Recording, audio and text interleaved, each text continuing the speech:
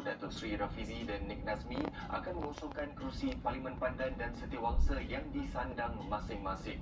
Perkara itu diumum petang tadi pada satu majlis ringkas penyerahan simbolik MUP oleh pengasasnya kepada Datuk Seri Rafizi. Keputusan beliau dan Nik Nazmi menyertai wadah politik baru dijangka pelbagai pihak susulan kekalahan mereka pada pemilihan PKR tahun lalu.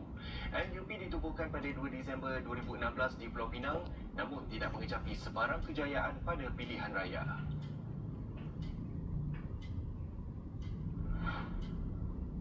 Sementara itu, Setiausaha Agung PKR Datuk Fuziah Saleh dalam kenyataan mengesahkan telah menerima rakaman ucapan Datuk Seri Rafizi dan Nik Nazmi yang umum mengosongkan kerusi Parlimen dan keluar parti.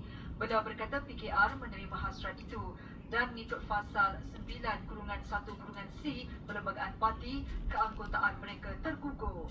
Datuk Fuziah akan merujuk dua kes ahli parlimen itu kepada Yang di-Pertua Dewan Rakyat mengenai status mereka berdasarkan Perlembagaan Persekutuan.